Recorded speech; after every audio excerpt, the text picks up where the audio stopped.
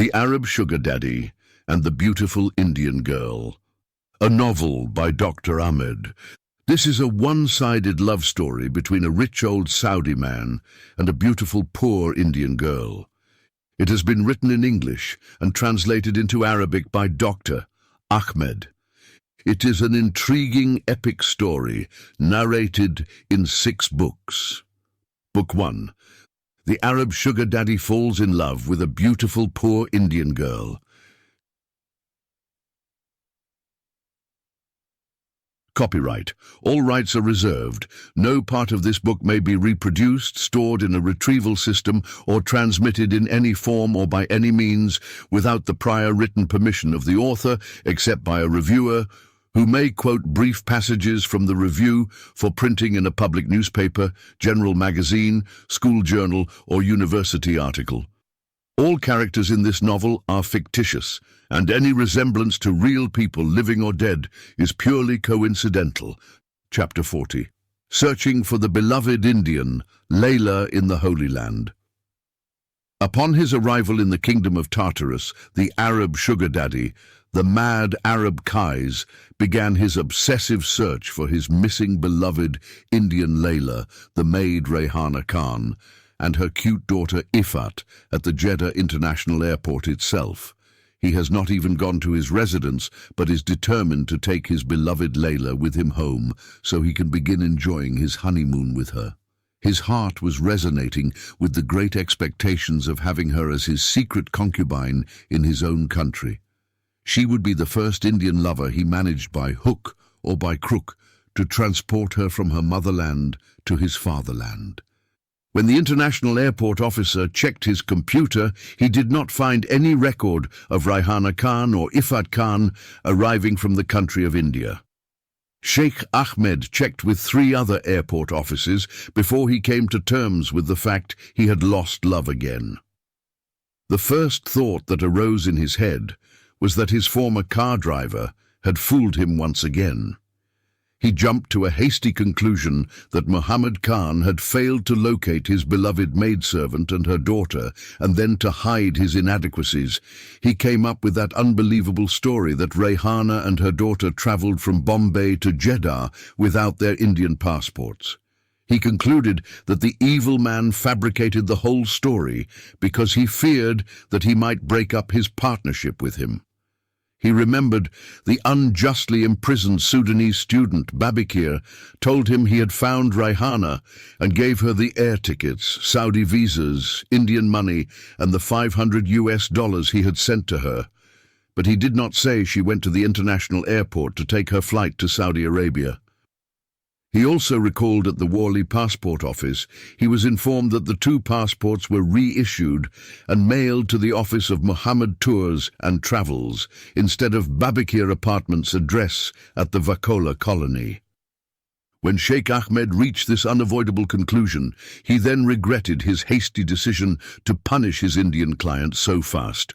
But he knows he cannot go back to Bombay so soon to search for his beloved Layla again, for he is afraid that if he returned to India so quickly, Muhammad Khan might hire dangerous Muslim Gondas to attack him in retaliation for his public humiliation and cheating about the profitable nurses' visas. He also knows that Muhammad Khan has spies everywhere, and he would be informed the minute he arrived at the Bombay Sahara International Airport through his spy. Actually, upon their arrival, the names of Rayhana Khan and her daughter Ifat Khan's arrival had not been entered into the computer system at the Jeddah International Airport because they had been considered illegal aliens. Therefore, their arrival was considered to be an illegal entry and a criminal offense. The case was transferred to the airport security and passed on to the police division. Sheikh Ahmed would have known their detention and where they were imprisoned if he had checked with the airport security. The desperate lover Kais had lost all hope and thought he would never find or see his lovely Layla again. He sat down on one of the airport benches and sorrowfully took Rayhana's passport out of his suitcase and peered at her photo when tears began to stream down his cheeks. Her innocent face and marvelous beauty troubled his heart and made him feel like screaming out in pain to release all the heartache accumulating inside him.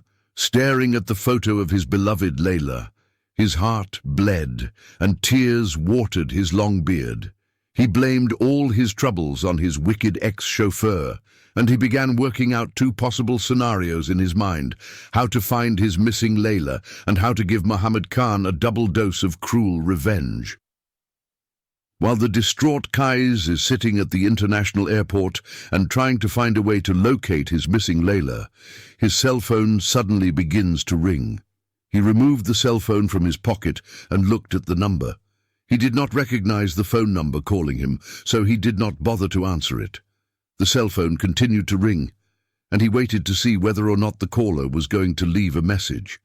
He suddenly heard a harsh voice saying, "This is Jeddah Airport Police. This message is for Sheikh Faiz bin Ahmed.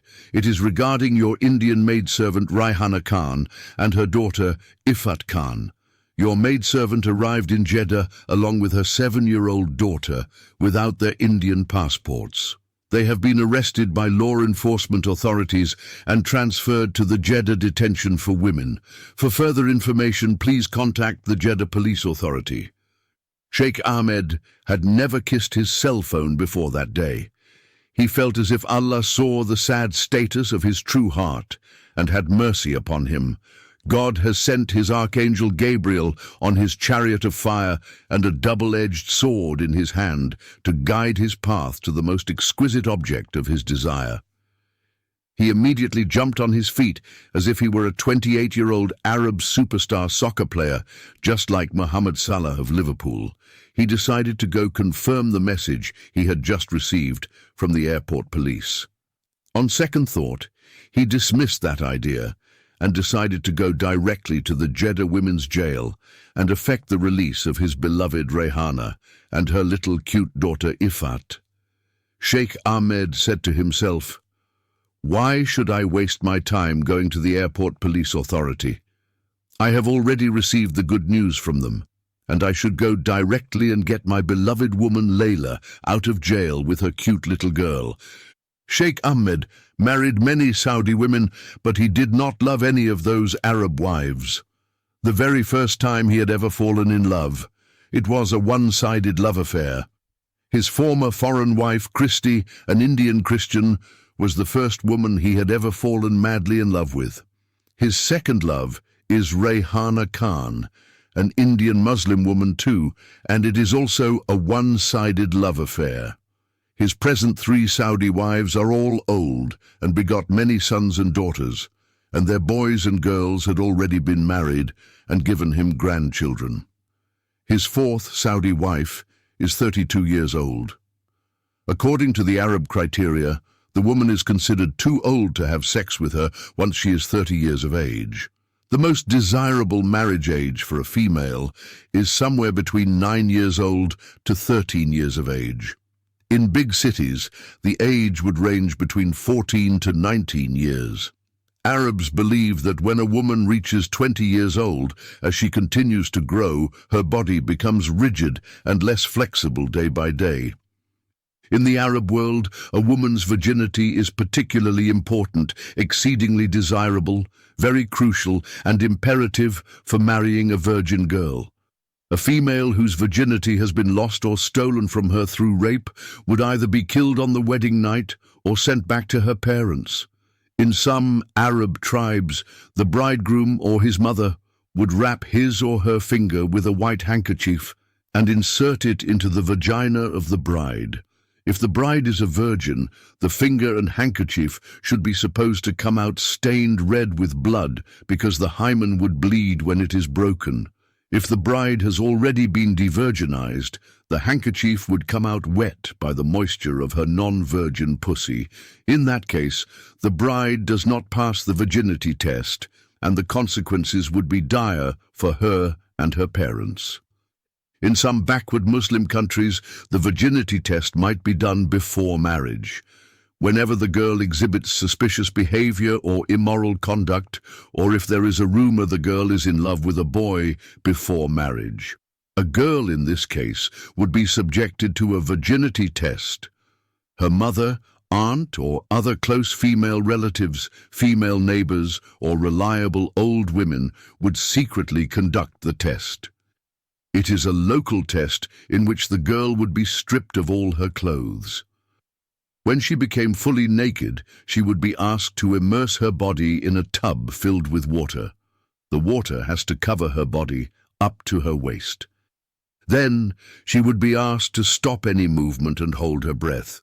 Her examiners would examine the surface of the water to see if there were any bubbles. When the expert examiners are fully satisfied, there is not a single bubble to arise or be seen on the surface of the water, the girl would pass the virginity test, and she would be declared a sealed virgin. The virginity female qualifiers believe that the non-virgin vagina would suck in some water and that would cause bubbles to come up. I have no clue whether that is the correct way to test the virginity of a female. There is a test even more silly and primitive than that. Some people believe the virginity test could be carried out without the knowledge of the intended female test taker. This kind of test is common among men, but old women do not accept its result. According to this test, it is proof positive if a girl is either a virgin or not through her footprints on the sand. If her footprints show full marks of her bare feet on the sand, then she is not a virgin. If her footprints reveal half marks of her feet on the sand, then she is a virgin. The danger to these kinds of primitive ideas and idiotic myths and old wives' tales is that many innocent girls might not find men to marry them, or worse than that, they might get slain by a close male relative in an honor killing. The girl might also lose her virginity through some sickness or heavy bleeding due to heavy menstruation, or some girls might break their hymens accidentally while they are practicing masturbation. After all, masturbation is not forbidden in Islam. There is not a single verse in the Quran or a hadith of the Prophet Muhammad that forbids masturbation. There is a fatwa issued by a Muslim scholar who encouraged Muslim women to masturbate when they have a strong desire for sex, but have no lawful husbands to satisfy them. According to the fatwa, if a Muslim woman felt a great need or desire for sex and she has no husband, then she could take a cranbridge leather shaped like a penis and insert it inside her vagina and rub it until she gets satisfied. The greatest Muslim scholar, Ibn Qayyim, writes, "If a woman does not have a husband and her lust becomes strong, then some of our scholars say it is permissible for the woman to take an akran bij, which is a piece of leather worked until it becomes shaped like a penis, and insert it in her pussy. She may also use a cucumber." If some religious followers in India are accused of worshipping the phallus of the founder of their religion, such as the Indian Jains, the Arab men should also be accused of worshipping the woman's virginity. A woman's virgin pussy to the Arabs is like the cross to Christians. The black stone, which Muslim pilgrims touch and kiss during their Hajj ritual, is a leftover tradition from ancient pagan idol worship of the female's private parts. The ancient Arabs used to worship the woman's vagina, and hence the black stone is shaped like a female's pussy. Muslim men until today during their Hajj rituals worship and kiss the pussy of the woman. In those days, the Hajj was called hak, which means rubbing of the body. Pagan women used to rub their bodies on the Kaaba and apply menstrual blood on the black stone to increase their fertility. The pagan men and women would perform the ritual while they were bare naked. Women used to perform the Hajj during the night while they were bare naked, and men buck naked during the day. Today, Muslims perform the same ritual without wearing underwear. Islam incorporated the pagan rituals of the hak with slight variations. The hak was a kind of temple prostitution. Women offered themselves to men as part of their pagan idol worship, which consisted of many male gods and female goddesses. The black stone was considered the cornerstone of temple worship, revolving around female prostitution. Although Islam removed the idols from the pagan temple, one idol that remained was left untouched, the black stone, which is in the shape of the woman's pussy. The black stone was the only idol spared, and the Hak was reborn as the Hajj. Pagan Hak worshippers were newborn Muslim pilgrims and worshippers of the one moon god, Allah. Therefore, the pagan rites and immoral rituals and the demonic practices between men and women continued and remain the same today. An Egyptian Muslim scholar by the name of Dr. Sayyid Mahmoud al-Kimni said that the present black stone is in the shape of a woman's pussy, because in those days the pagans worshipped the private parts of the female. That was why women used to apply the blood of their menstruation on the vagina-shaped black stone. Today, a Muslim female might not be able to reach the stone due to the crowd, but she is required to point her right hand toward it from afar. The Muslim man must kiss the black stone at least once during his 7 circles around the Kaaba. The kissing of the black stone in Islamic theology has no spiritual significance, but Muslim men do it because the Prophet Muhammad used to kiss it whenever he performed his Hajj rituals. Muhammad used to practice these pagan rituals before he claimed to be the Prophet of God. He even fasted Ramadan as a Baal believer with his pagan family from childhood. Baal was the name of the main god of the Canaanites. The second caliph, Umar ibn al-Khattab, said while he was kissing the black stone, "I know you are just stone and can do no good or bad to me, but I am kissing you because I saw the messenger of Allah kissing you." Umar might not have known why the Prophet Muhammad had kissed the black stone, but for the pagans, kissing the black stone was a form of worshipping the woman's vagina. Muslim men today are continuing this pagan rite in worshipping this private organ of the female body. Until today, Muslim men go around the black stone and kiss it while they are semi-naked. Hajj is the most horrifying and immoral experience a Muslim woman could ever have in her life. A white Muslim woman who converted to Islam and performed the Hajj with her sister and brother-in-law made the following comments on their visit to the holy place of Muslims. Her name is Zina. Zina said, "What I saw in Al-Masjid al-Haram was the worst sight of all. Masjid al-Haram is the biggest sacred mosque in the world. It is the largest mosque for the Hajj pilgrims. Located in the city of Mecca, it surrounds the Kaaba, the place that Muslims worldwide turn towards while performing daily prayers, and is Islam's holiest place." Zina continued to say, "I saw almost 1 million people squished in that small place, sleeping on the floor, on the steps, and even in washrooms. Eating their food in public toilets was itself gross. There was no place to perform Hajj peacefully.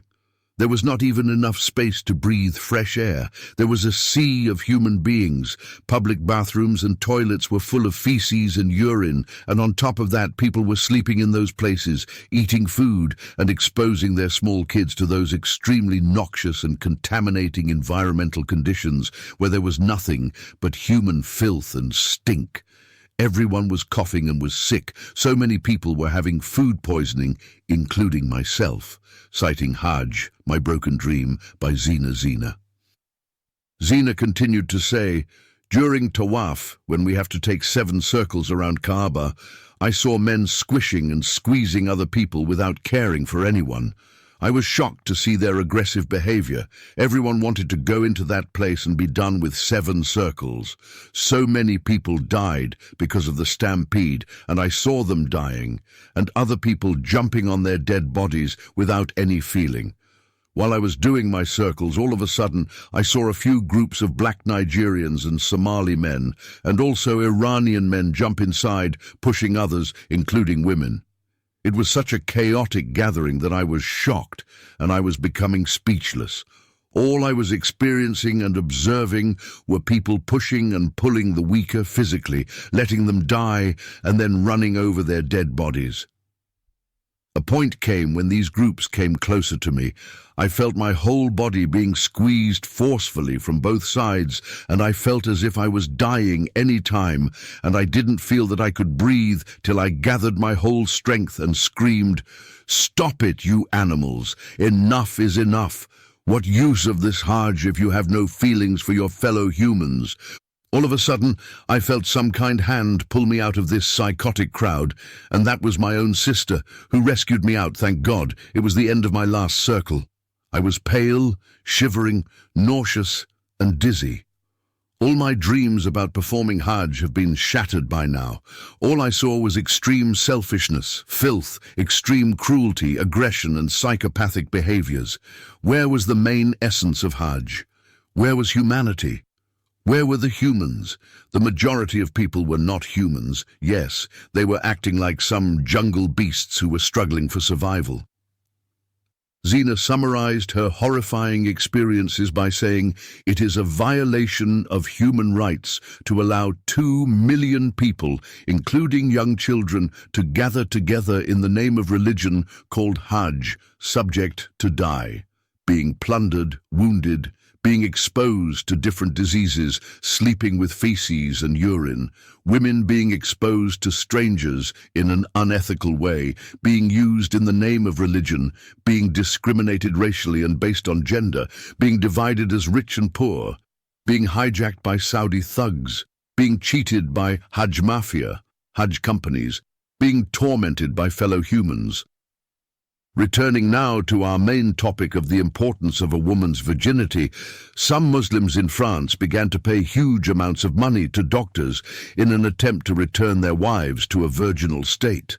A Muslim man in Paris is prepared to pay a French doctor $5,000 to restore his wife's virginity.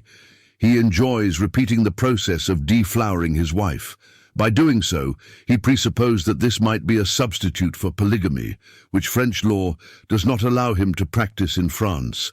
Breaking the woman's hymen is painful, but those Arab barbarians do not care about the suffering of their wives. Some Muslim men will not marry girls until they produce their virginity certificates from recognized French doctors. However, recently, according to a BBC report, the French government forbids doctors to perform virginity tests and produce those certificates. Even though it has become illegal to produce those virginity certificates, a female French doctor said during her interview with the Arabic BBC that she and other doctors still secretly give those official virginity certificates to help those unmarried Muslim girls getting married to Muslim bridegrooms who want to know their brides are still virgins. Chapter 41. The greatest 7 poems composed on the love of the Arab woman.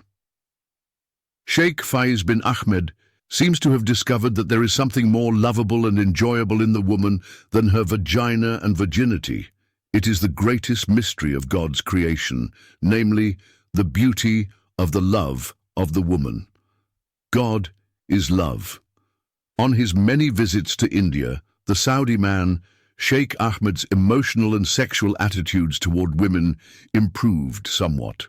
He discovered that there is nothing better than a woman giving her heart, body, and soul in love to a man to please him.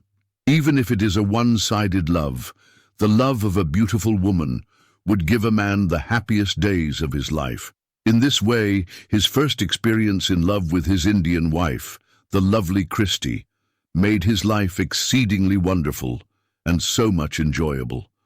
During those few months he lived with her, he came to love life to the fullest extent. Before that, he was such a materialistic and selfish man.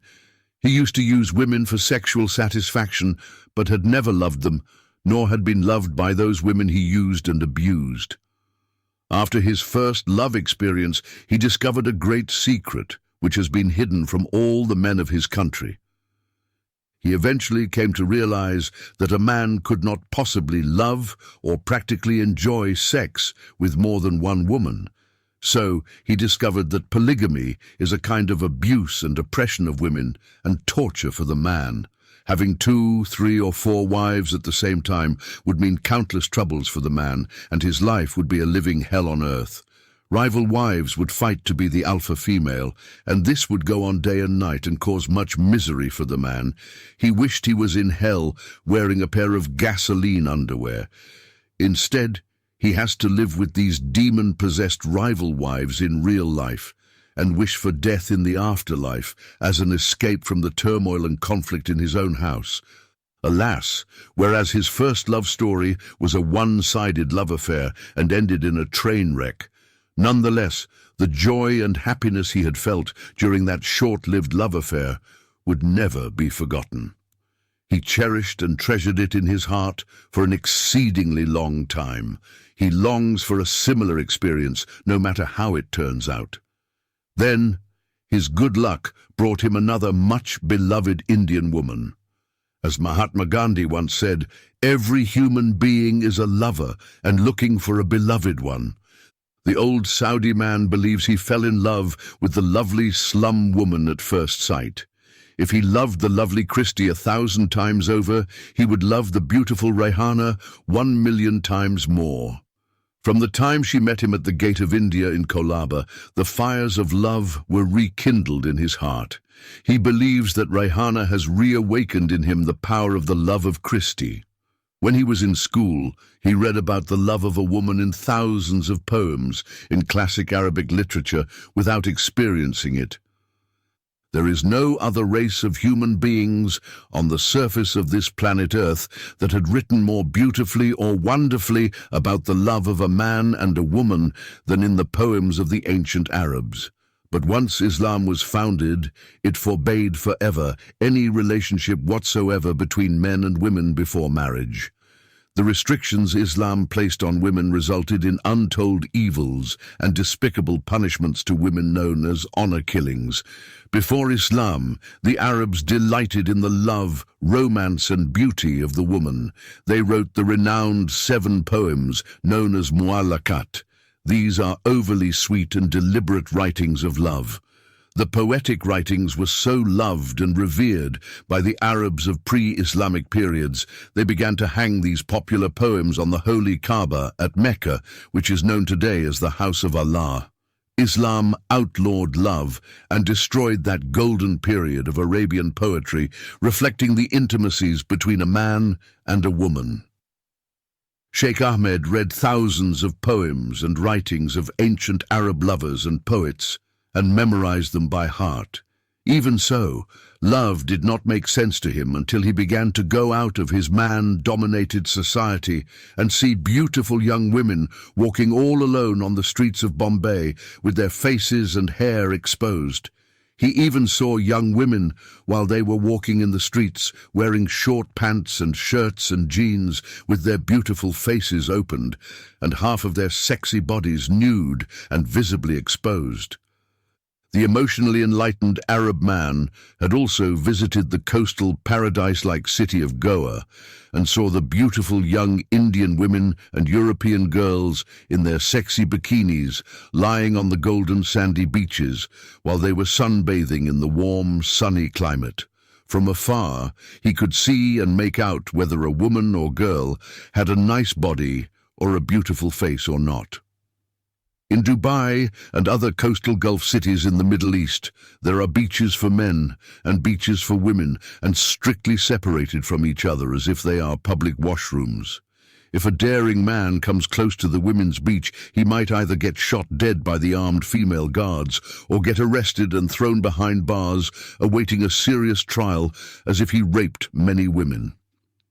In Sheikh Ahmed's country, Saudi Arabia, women are wrapped up head to feet in clothing called abayas and niqabs, and nothing can be seen of her except her black cocoon. The Saudi woman is like a single watermelon you buy at the supermarket. One cannot know whether she is beautiful or has a sexy body until he purchases her first and then opens her up. She is like a box of chocolates.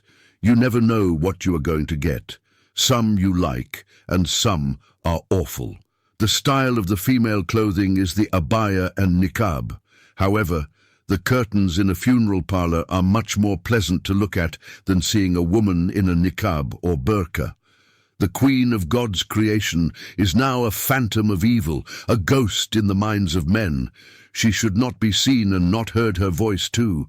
The most beautiful creation of God, the woman, is covered from head to toe in a black coffin and detained in her house, as if she is an extremely dangerous wild beast. God has created the woman beautifully because he wants man to see her and enjoy her beauty and praise him for his great creation.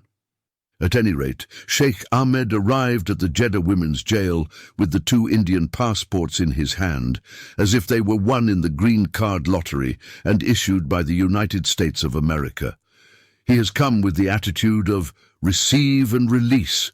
He expected that he would show the 2 passports and receive his beloved Layla and her cute daughter. After all, he has a million plans running through his crooked mind. When the policewomen told him that there were no female detainees by those names, he felt as if someone threw a bucket of cold water on him.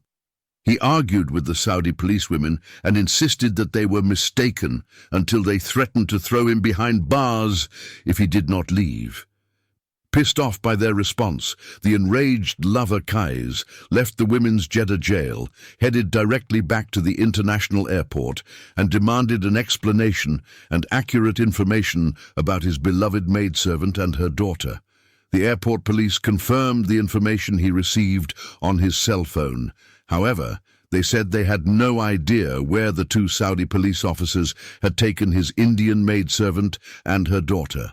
They also refused to reveal the names of the 2 Saudi police officers or the number of the police car that was used to transfer the 2 Indian female detainees.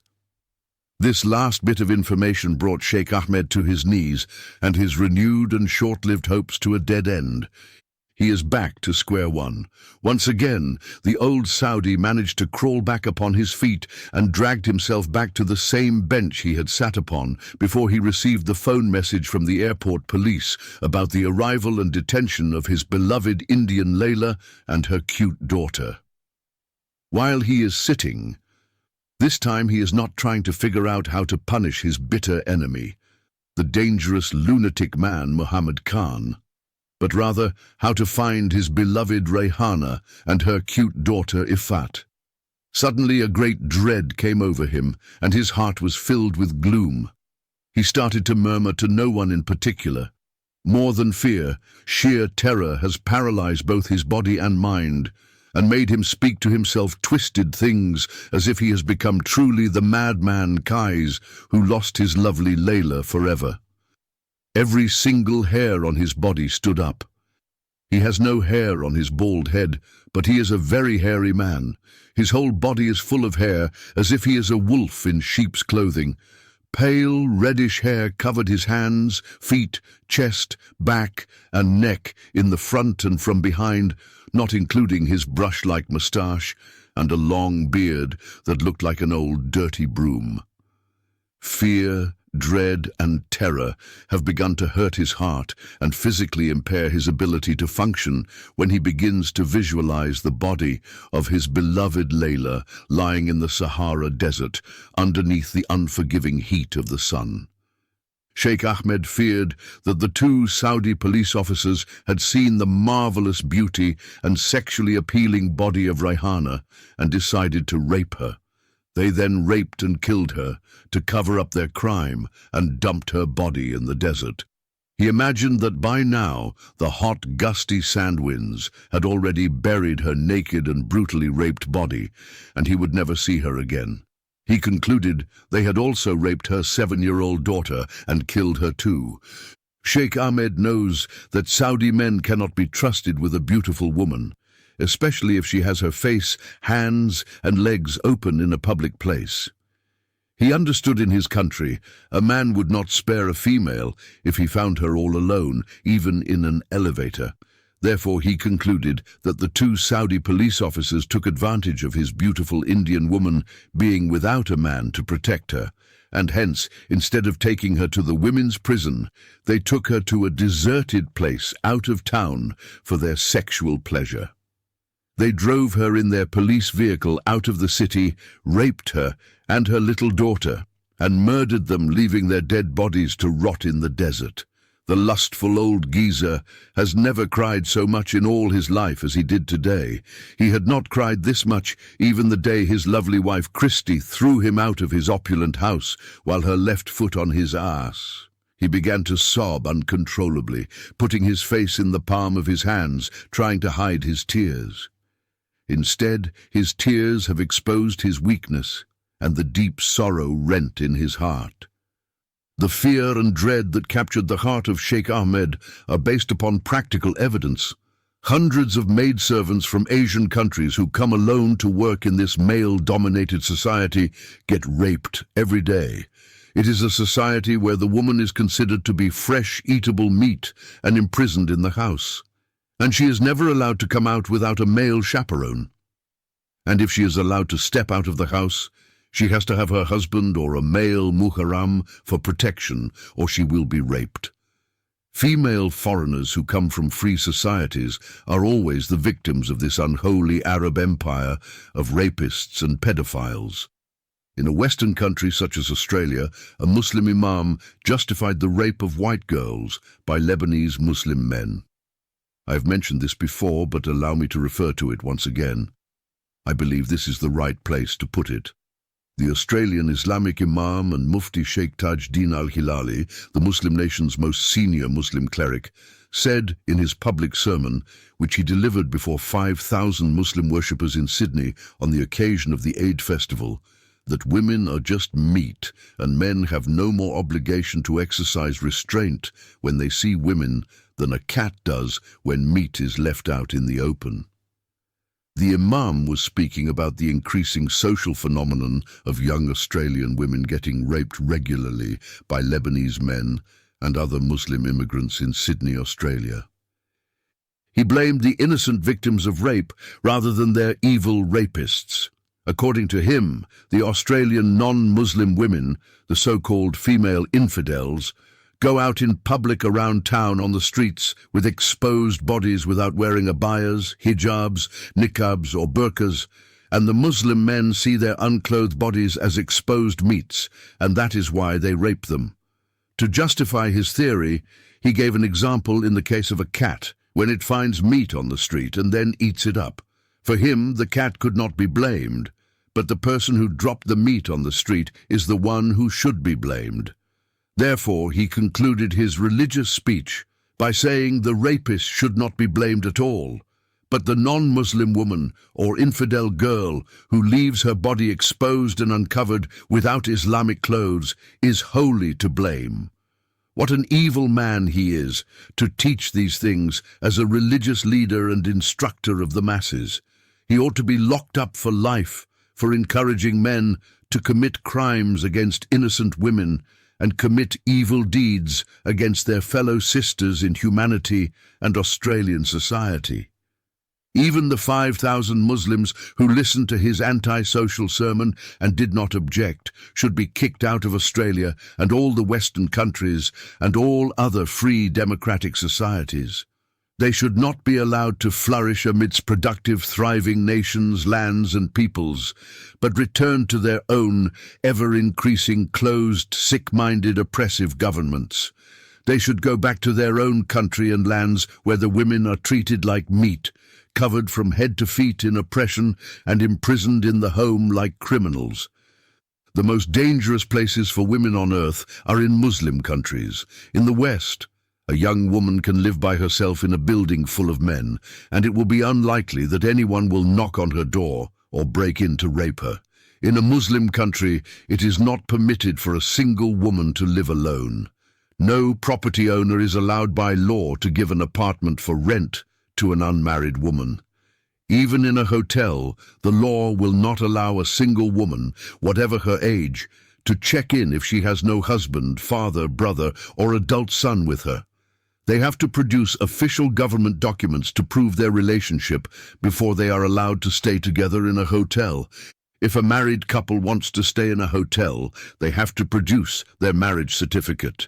A father has to show official documentation to prove that the woman who has come with him is his daughter, and a brother and sister have to show their passports to prove their siblingship relationship.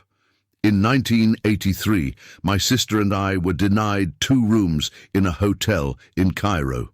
We had our passports, but they refused to accept them as proof because my sister and I had different fathers but the same mother. When all hotels refused to allow us to check in, we were fortunate to be able to stay with a Sudanese family in their apartment. In Saudi Arabia, a woman without a man to protect her would be raped inside an elevator if she dares to leave her apartment to visit her female neighbor's apartment. It is said that if a young woman stretches one leg out of her door and her other leg still inside her house, she would be raped. For that reason, an Arab man does not trust any other man with his wives and daughters. More seriously, the Arab man does not trust his woman either. They believe a woman has no control over herself and has a strong tendency to cheat on her husband with any man. Simply put, no man should trust his wife. This stems from yet another Islamic tradition. The Islamic tradition said, 4 things can never be trusted: the money, sultan, time, and woman, even if you have lived with her for a very long time, quoted in Sayyid al-Kimni, Rab al-Zaman, the Lord of this time, Women in Religious Heritage and Legends, 1996, page 220. I know a case of a Muslim Arab student who married a Muslim Indian girl in Bombay. They lived in a rented apartment in the same building that I was living in at that time. Many families lived in the same building. Whenever he went out, he locked the door with a huge padlock, and his wife remained locked up in the apartment until he returned. He seemed never to bother if his wife got burned alive in case of fire, or she bled to death in the event of having accidentally cut her hand while cooking in the kitchen, or fell off in the tub at the bathroom and injured her head or body. Some of his friends had advised him that if he is afraid of someone coming in when he is not there and breaking into his apartment and raping his wife in his absence, he should just ask her to lock the door from inside the apartment. He simply replied, "I am locking her up because I don't trust men around her, and I don't trust her either." Chapter 42. The arrival of the lovely Indian maidservant in the Holy Land. When the Indian maidservant Rayhana Khan and her cute daughter arrived at Jeddah International Airport, she removed her shoes and told her female child to remove her shoes too, because they were standing on holy ground and there were angels of Allah all around them. Then Rayhana knelt on her knees and kissed the sacred sand with her lips. She took some dust in her hands, sprinkled it on her daughter's head, and blessed her. After that, she took some more dust, rubbed it on her head, and blessed herself. Then she hugged her beloved daughter and said to her, "We have reached the holy land of Sayyidina Rasulullah, Allah sallallahu alayhi wasallam. Here is the holy house of Allah, and lies the shrine of our blessed Prophet Muhammad. May the prayers and peace of Allah be upon him." Rayhana is so simple, illiterate, and naive woman who has never been to school or traveled out of her country before. She knows nothing about the outside world. When she arrived at the city of Jeddah, she thought she had reached the 2 holy cities of Makkah and Medina. Before she landed in the Holy Land, Rayhana was not a religious woman at all, but that day she felt as if she was on a pilgrimage to the holiest of holies. She thought that she and her daughter had fulfilled the dream of every Muslim in the world by visiting the birthplace of the Prophet Muhammad, and where is his sacred tomb in Medina city, and they are circling 7 times around the Black Kaaba of the House of Allah in the city of Makkah. Rayhana expected that as soon as she entered the holy city, she would see the holy men and righteous women of Allah filling the streets in pilgrim garb, and money would be scattered on the streets like garbage filled the streets of Bombay. Everything around here looked so beautiful and clean. She could not believe her eyes when she looked everywhere without seeing one piece of garbage or one wretched and destitute child. Rayhana could not see cigarette butts beneath her feet or walls of spit lined with red stains of the Indian tobacco called pan. Rayhana's eyes could not spot one single beggar. In Bombay, beggars can be found everywhere, just like flies during the day and mosquitoes at night. Those poor Indian beggars are as numerous as flies hovering over garbage containers or mosquitoes in gutters and swamps. While they were walking inside the international airport at the arrival area, Rayhana felt as if she was walking on a street of glass, shining like the sun. She can see the reflection of her beautiful image in the glassy white marble from which the floor is made. While she is walking, her head is turning in all directions, as if it is a table fan. She wants to see everything because she has never before seen such an amazing sight. Meanwhile, her innocent heart is overflowing with so much joy. Her joy suddenly is clouded with sorrow when she remembers the only handsome man that she has ever fallen in love with. She wished that her lover Jamal Khan was walking right beside her and holding her hand. The memory of Jamal has made her turn her face to her little daughter, who is walking by her side and looking incredibly happy. She bent down, kissed her daughter on her cheek and whispered in her ear, "Allah has blessed the people of his holy land because they are good Muslims and worship him only." Rayhana made a quick contrast between the misery and poverty of the people of India and the happiness and richness of the people of the Holy Land that she has come to live in with her daughter for the next 2 years.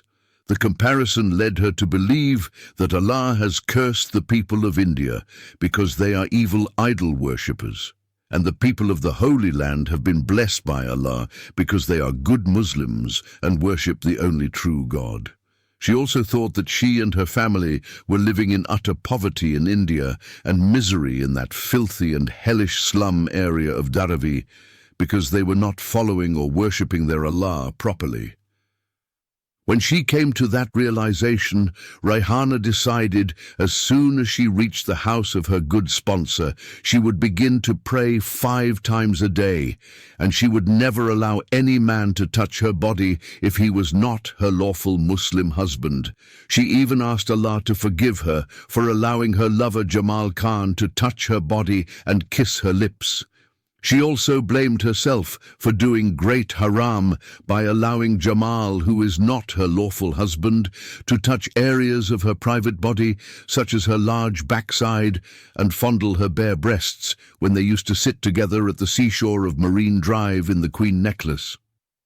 While she is still walking in that glassy place, Rayhana has repented for the terrible sins that she had committed with her lover, and made a solemn vow to her exalted Allah and her gracious Prophet that she would never repeat such abominable haram acts again. Even if the richest man in the world has promised to give her 1,000,000 rupees and decked her body from head to foot with pure gold and precious diamonds, she will not allow him to hug her and kiss her if he is not her husband.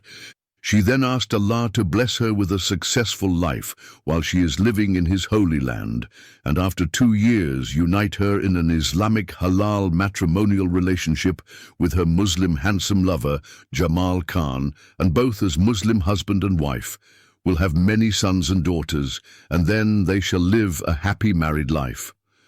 Unfortunately, things do not go well with the Indian mother Rayhana and her daughter Ifat upon arriving at the first airport security checkpoint.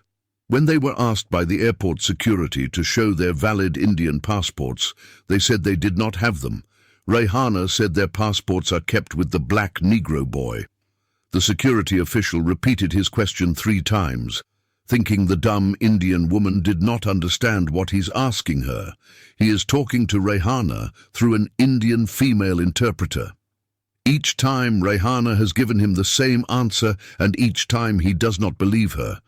He refused to believe that 2 Indian female passengers could fly from India to Saudi Arabia without their passports. Finally, he became fed up and contacted the flight crew of the Saudi plane that brought Rayhana and her daughter Ifat from Bombay. He was shocked when he discovered that the 2 Indian passengers had somehow entered the Saudi plane without their passports. Since the aircraft is a Saudi plane, this is considered by him to be a terrible infraction. He informed his senior officer and asked him what to do with the 2 Indian female passengers who had arrived in the country without passports. Without asking why or how the two female passengers arrived without their passports, the second airport officer gave the order for the two female passengers to be returned as soon as possible on the next flight back to India. Now the two questions before the Saudi airport officials are which plane should take them back and who is going to pay for their return tickets. The two Indian female passengers arrived with one-way tickets and Saudi visas. First, the International Airport Police contacted the Saudi airline and informed them of the two Indian female passengers and requested they fly them back in the first Saudi flight going back to Bombay.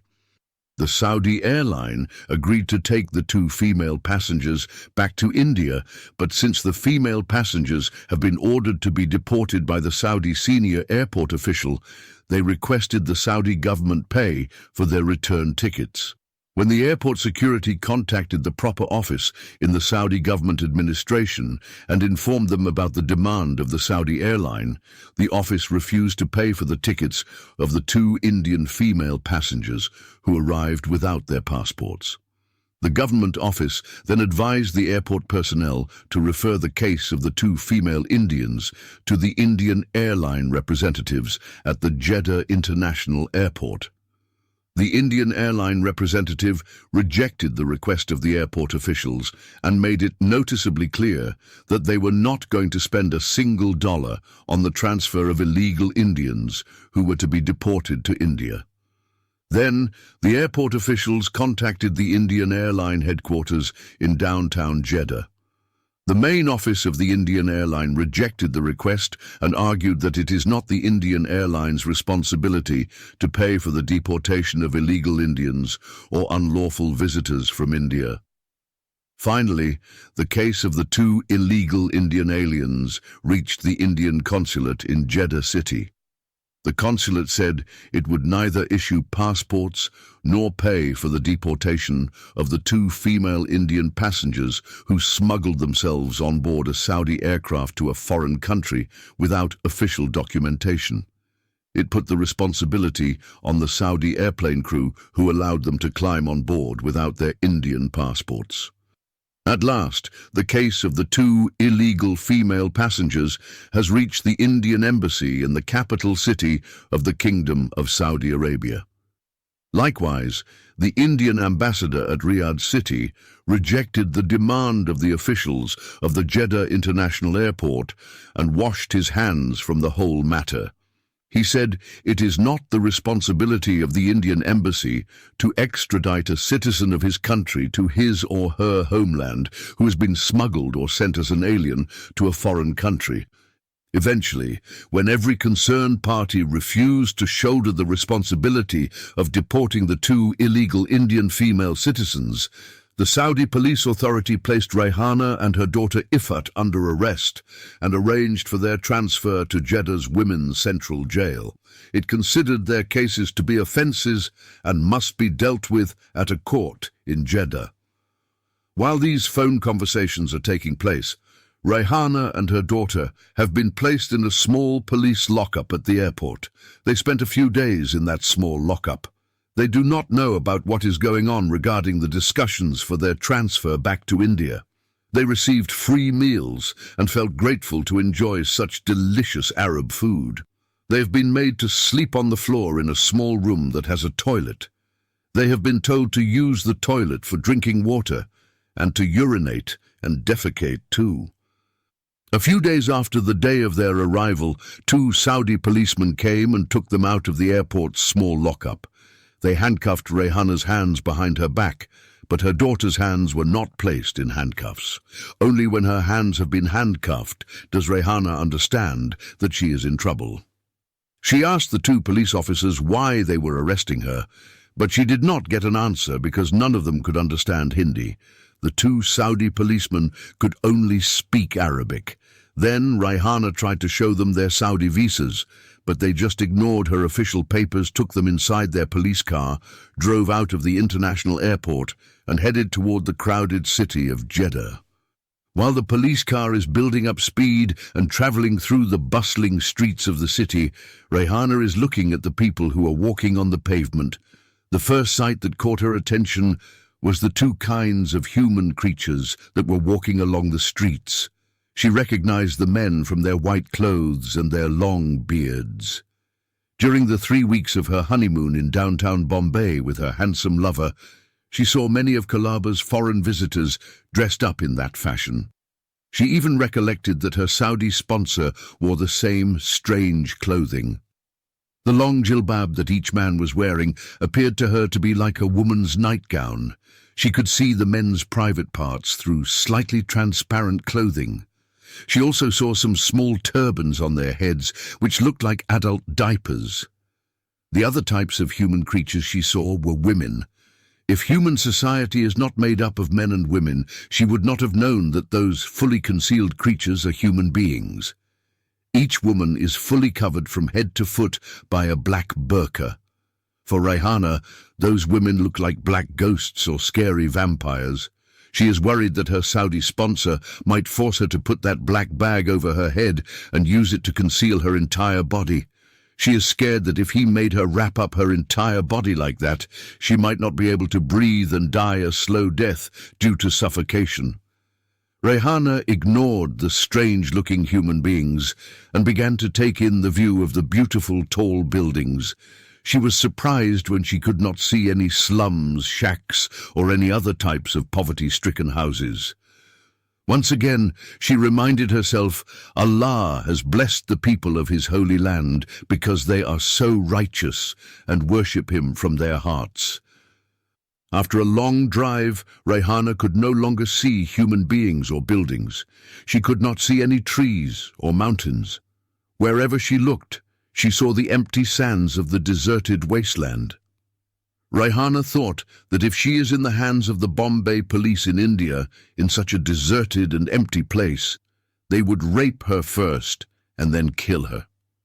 She remembered how the Indian police had beaten her and abused her in jail. She thanked Allah that she had been arrested by Muslim police officers. She thought that she and her daughter were safe in the hands of these most righteous city policemen who fear the highest Allah and His gracious Prophet Muhammad. When her eyes could not find anything else to see, Rayhana began to doze off, and finally she fell into a deep sleep. While she was sleeping inside the police car, she began to snore. She is so exhausted from her long trip from India to the Holy Land and the long time she had spent with her daughter in that small police lockup at the Jeddah International Airport. Her daughter fell asleep as soon as the police car left the international airport and entered the city streets. For some time, the lovely Rayhana and her cute daughter Ifat fell asleep like two innocent female babies sleeping on the laps of their father and mother. Chapter 43. A brutal sexual assault in the Sahara Desert of Arabia. The peaceful sleep of the lovely Indian maidservant was violently interrupted when the rough hand of a man shook her head and woke her up. She has found one of the two Saudi policemen sitting so close to her.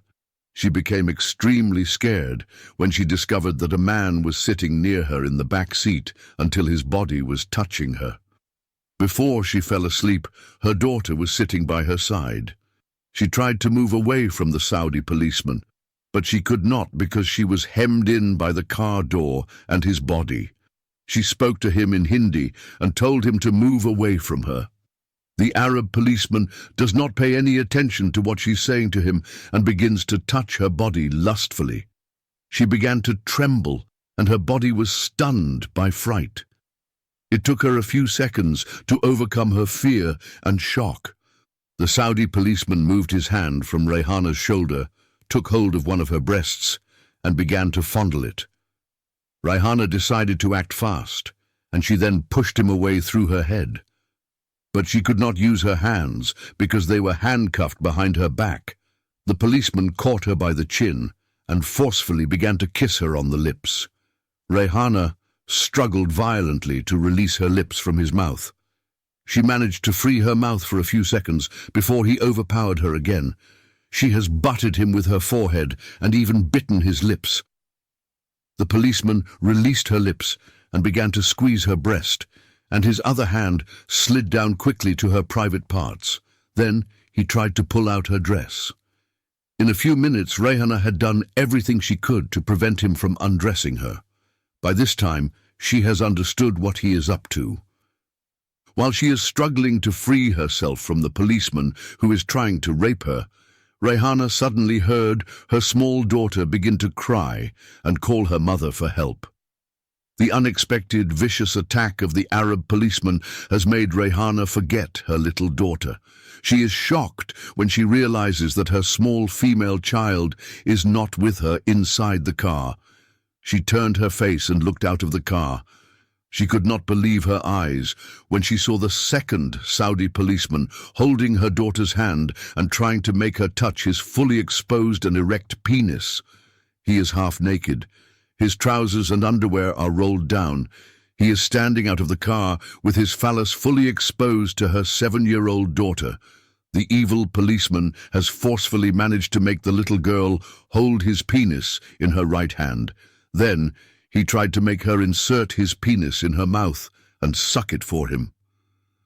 At first, Rayhana thought she was still asleep and having an awful nightmare. The never-ending groping of her assailant and her daughter's screams bellowing and hauntingly in her ears made her believe that what she was seeing was more than real. When her senses realized the impact of what she was seeing, Rayhana became furious and began to use her feet to kick violently at the policeman who was molesting her inside the car. The shock of seeing a grown man trying to rape her little daughter outside the car is more than she could bear, and she fought with all her might to try and save her. Meanwhile, the Saudi policeman is trying to subdue the outraged Indian woman in every way he can. He hit her in the face several times and tried to close her mouth with his hands, but he could not. Every part of her body is moving and pushing him away from her. If her hands were not handcuffed behind her back, she would have strangled him to death and rescued her female child. When he could see she is going to be hard to control, he shouted at his colleague and informed him that the Indian woman might kill him if he did not let go of her daughter. He understood that when the Indian woman heard her daughter crying and saw what his colleague was trying to do to her little girl out of the car, she became extremely angry, aggressive, and difficult to control. Despite that, the other policeman does not respond to the words of his colleague and continues with his evil act upon the defenseless small daughter. He began to hug the little child and rub his penis on her body while trying to kiss her small mouth. Rayhana began to scream and cry out loudly and showered the evil policeman with all the bad words she knew in Hindi. The policeman ignored her outpouring of insults, which he does not understand anyway. Rayhana knew she could not stop these evil men from raping her and abusing her daughter. She decided to give up her resistance and allow the men to rape her alone and spare her 7-year-old daughter. She used her body language to signal to the policeman who's trying to rape her to ask his friend to stop touching her daughter and come inside the car and do whatever he wants to her. The policeman understood her body language and got out of the car and caught hold of his colleague and told him what the Indian woman wanted and agreed for them to do. The evil Arab man is not willing to release the small daughter until his colleague has managed to snatch her away by forcing the female child from his strong holding. The evil policeman has become extremely angry as a wild beast whose easy prey has been just snatched away from him. His game is over, and he can no longer play this extremely vile act he is enjoying so much. Therefore he ran like a leopard in leaps and bounds to the police car in his hunt for another female victim. He caught hold of one of Rayhana's 2 legs and literally pulled her out of the car like a lamb that had become ready for slaughter. When the surrendered Indian woman got out of the car, he stripped off his remaining underwear and became fully naked without a shred of a piece of cloth. He then straddled Rayhana's body as she surrendered like a lamb to the slaughter, and he began to rape her violently. While he is doing that, his tongue is licking and sucking the lips of Rayhana as a mad dog. He even began to bite her lips and cheeks, as if he was a wild beast that was trying to eat up her flesh. The other Saudi policeman joined him, and the two evil men began having sex with Rayhana, both at the same time. One is raping her from the front, and the other sodomizing her from behind. These two Arabs, as if they are men-beasts, have never touched a woman before. One is inserting his erect penis in her vagina, and the other one is forcing his phallus in her anus. While they are raping her, they are biting and hitting her viciously and violently. Meanwhile, Rayhana is screaming while trying to silence the unbearable torture the two Saudi demons are inflicting on her naked body. She has endured their violent and sadistic rampage, motivated by love for her small daughter. She knew that if she resisted or tried to stop them, they would leave her and go for her defenseless daughter. Little Ifat saw everything from the moment the two evil men of the holy city of Allah stripped her mother naked and ripped off her clothes. They made her fully naked. The small daughter saw when they began raping her as she stood by herself out of the car, crying and begging the two policemen to stop and leave her mother alone. She screamed and begged on her knees, "Please stop, please stop. Leave my mother alone, you are hurting her." She has done everything she could to ask them to stop, but they continue their evil acts. She watched with eyes clouded in tears, and yet her pleadings went unanswered. There is nothing she can do to help her mother. The two Saudi police officers violently raped Rayhana Khan until she lost consciousness, and her soul has become hovering between life and death. The wicked Arab men are not satisfied with leaving her unconscious body undisturbed, but they continued to rape her lifeless body. Each one of them raped her 3 times in her vagina and sodomized her twice in her anus until the blood ran down her private parts from front and behind. Finally, when they had become fully satiated with their lust, they got into their police vehicle and drove away, leaving her for dead. Before they left, they put on their police uniforms, but they neither bothered to put their victim's clothes back on, nor cover her naked body. They do not care about her crying small daughter. They expected both mother and daughter would eventually die in the hot desert, and their bodies would be buried by the shifting winds of sand. They know either they will be bitten by a poisonous snake or scorpion, or die of thirst in the arid desert. They have decided to return to their police headquarters and report that the Indian woman and her daughter somehow managed to fool them and escape. They agreed to say that the 2 illegal Indian female aliens, Rayhana Khan and her daughter Ifat Khan, said they wanted to go to the women's public washroom, and then both mother and daughter jumped out of the back window and fled. After the 2 human demons left, little Ifat went over to her unconscious naked mother and covered her mother's exposed private parts with the dress that had been ripped from her body. She tried to awaken her mother, thinking she was asleep. She shook her mother's body vigorously and called to her to please wake up, but her mother did not respond. Ifat has remembered that her father had killed himself by stabbing his heart with his knife, so she has already some idea about death. She began to think the police officers had killed her mother while they were beating her and doing those terrible things to her. She had seen everything they had done to her mother, but she did not understand what they were doing, why they were removing all her clothes, or what her mother had done to make them angry with her. After they left, she believed her mother was dead, and she stood up and began to wail loudly with a strong outcry. The place is a desolate desert area located far away from the city. It is on a deserted road where cars very rarely pass by. It is evening and the sun is setting. It started to get dark, and Ifat became frightened. She has no idea what to do, and she is afraid to leave her dead mother to go in search of help. Ifat was sitting beside her mother where she cried and cried until she almost lost her voice. Finally, she fell asleep on her mother's body. It started to become cold within a couple of hours after the sun went down. The chill shook Rayhana out of her long deadened state of unconsciousness. She forced herself awake. She is in horrific pain, radiating from every part of her body. She then remembered what had happened to her, and she moved quietly so as not to wake up her daughter.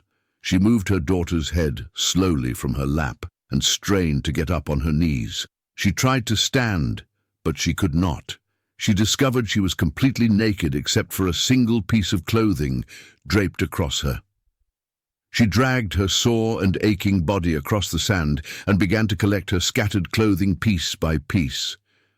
Her movements woke up Ifat, and Rayhana told her daughter to close her eyes until she could put her dress back on. Her daughter obeyed her and closed her eyes. It took Rayhana more than half an hour to put on her clothes. The terrible pain and dormant body have slowed down her movement. Then she told her daughter to open her eyes. Ifat stood up and ran to her mother and hugged her. She felt so relieved when she saw that her mother had come back to life. Rayhana knows that Ifat has seen everything those evil policemen have done to her. She remembered hearing Ifat's tender voice screaming and crying for her while those vicious animals tore her apart and ripped off her clothes. While they were stripping her naked in front of her small female child, she felt as if they were skinning her alive. They had removed her handcuffs and stripped every piece of clothing off her body. She could not resist or try to protect her honor. She was afraid if she resisted, they would go for her little daughter instead of her. She was thus paralyzed by the thought of these ruthless men raping and attacking her daughter. At this difficult time in her life, if it were not for her daughter, Rayhana would have killed herself. It is one of the customs of Indian women. They tend to kill themselves if they get raped because society expects that from them.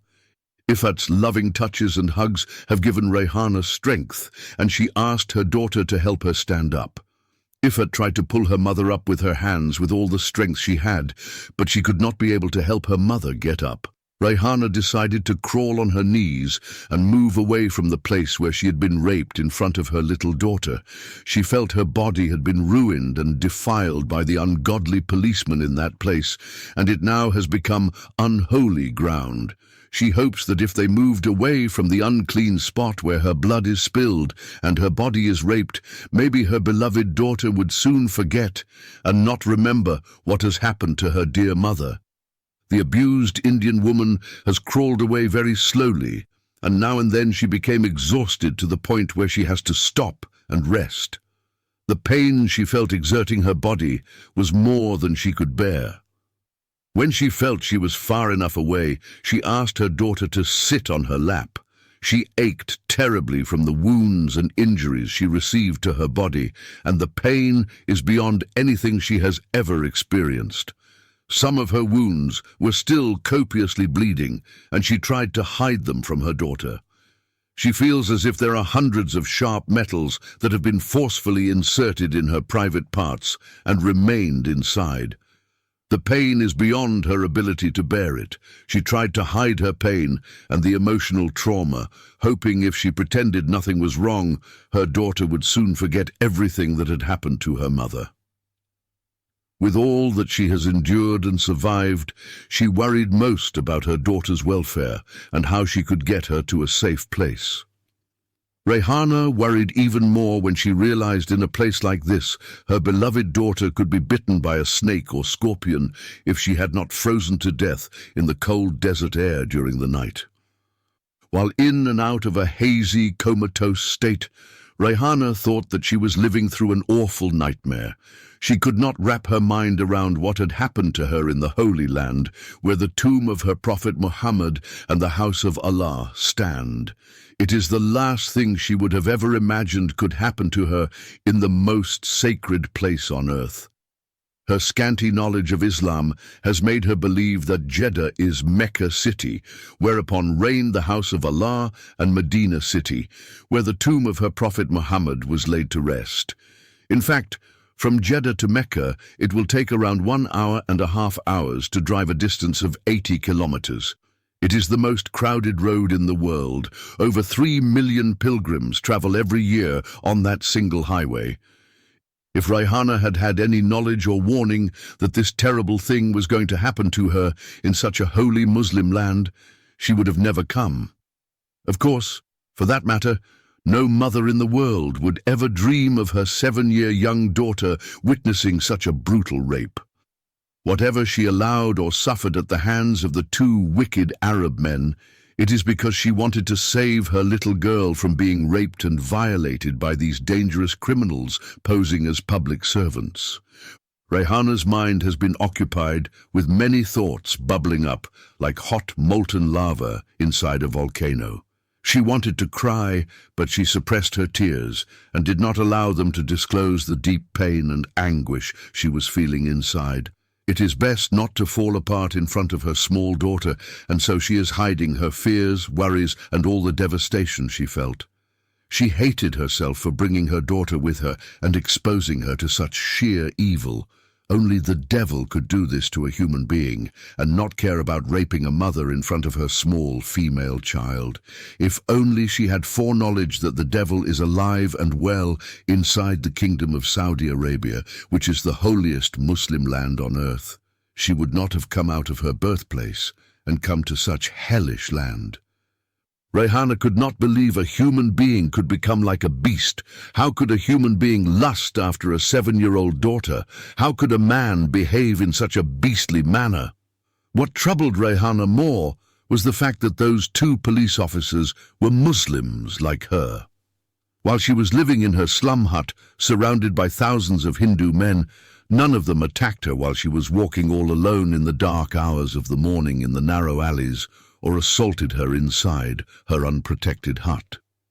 She had never been attacked by anyone, and no man had attempted to rape her while she was returning all alone at night through those dark and narrow lanes. Her Hindu neighbors are bowing down and worshipping their idols day and night, whereas the two Muslim men who have brutally raped her are supposedly kneeling and worshipping her Allah 5 times a day. Rayhana began to feel dizzy, and her eyes began to flutter uncontrollably. She understood that she might collapse and faint at any moment. She wants to tell her daughter to leave her and continue walking with the hope that she might find someone to rescue her. She does not want her daughter to see her dying in such a lonesome place. She figured she was going to die anyway. When she could not crawl anymore, Rayhana shared her thoughts about what she wanted her daughter to do. She told her to continue walking and not look back. But little Ifat is scared and refuses to leave her mother and walk all alone in the dark and lonely dead of night. Rayhana feels her child's anxiety and fear and does not insist that she leave her anymore. She has gently told her that if she fell asleep, she might never wake up again. She reminded her of how her father had fallen asleep and had not returned to them. She then told her plainly that she was going to die soon, and when that happened, she should leave her and go away, and hopefully she would find someone to save her life. Shortly after speaking these words to her daughter, Rayhana stopped crawling, and her body fell silently into the sand and became motionless. Her daughter thought that her mother had died and would never wake up again. Therefore, the little girl Ifat is afraid to walk alone in a strange, dark and frightening place. She just sat near her mother's body and began to weep all over again. She had become so afraid and started to shake, trembling from the chill of the brisk night winds. Her fear has prevented her from falling asleep, and she remained awake throughout the night while unceasingly crying.